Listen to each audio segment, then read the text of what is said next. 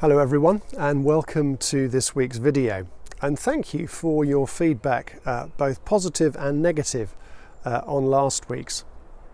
Communities develop their own corporate personalities. I think that's what the first few chapters of Revelation are driving at when John talks about the angels of the church. Often these personalities develop because of events in history long since forgotten.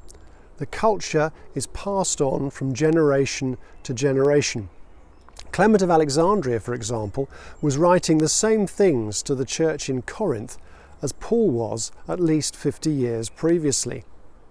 I've been struck as I've zoomed my way around the clergy over the last few months, how very different churches with a similar demographic can be.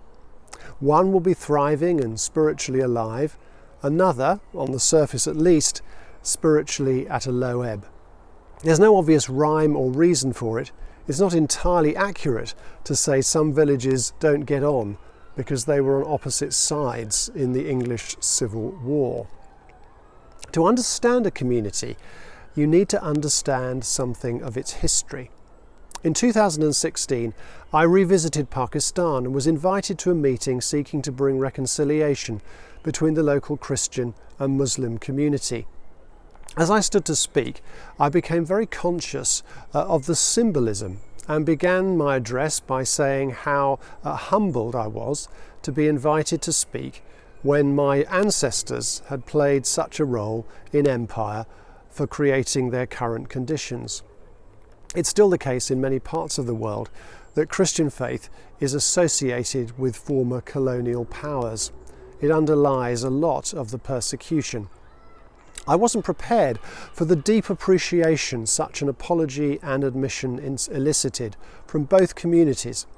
Of course, they were responsible for their own actions in the present, but events out of living memory had helped to form their culture. In our conversation about racism, we need an awareness of our own story and history and its effects both on us and the communities that slavery so cruelly abused.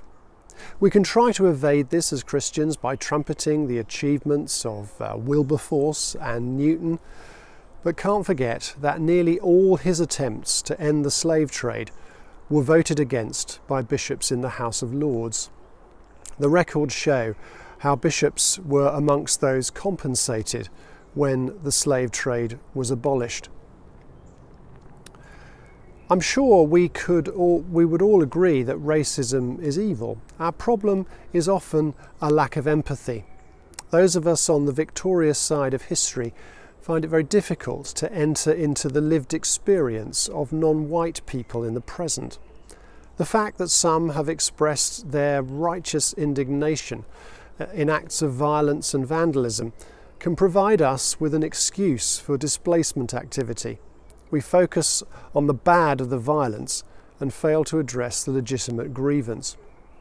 But can you imagine someone putting up a statue of Hermann Goering in the East End of London in 1940, or a statue to Hitler in the middle of Tel Aviv today?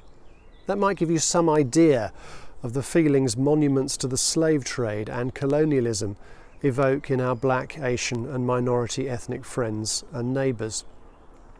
The question is, what are we going to do about that quite legitimate offence? It seems to me there are two strands of an approach in the Bible to painful histories. God makes it quite clear, for example, to the Israelites that they are to utterly destroy the religious symbols of the Canaanite tribes who preceded them.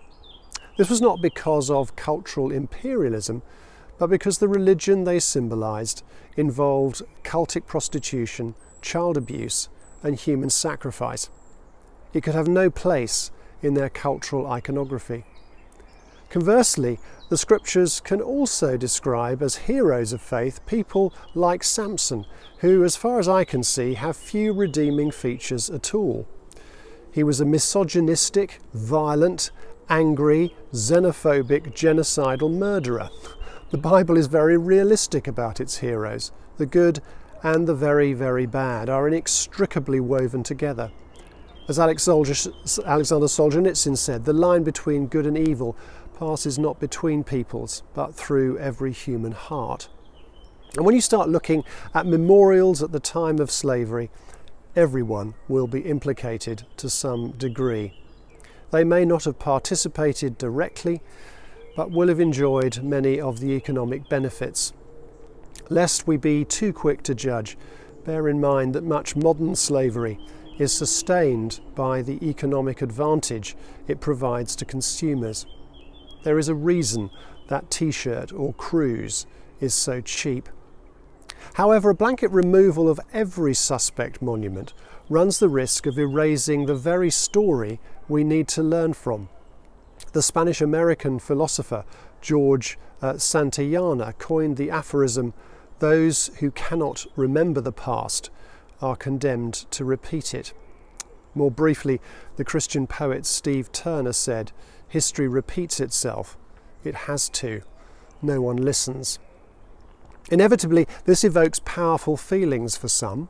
Their long overdue attempts to do justice to those who have suffered in the past for others. For others, they are illegitimate attempts to rewrite history. But perhaps the resurfacing of this issue might provide us with a genuine opportunity for understanding and to walk in the shoes of someone else and truly understand how the events of the past continue to powerfully influence the present. As inheritors of white power and privilege, it is for us to change to foster a more equitable society. We do not have a moral high ground on which to stand. As the Archdeacon of Hereford said, "History is written in wood and stone, but the future is up to us."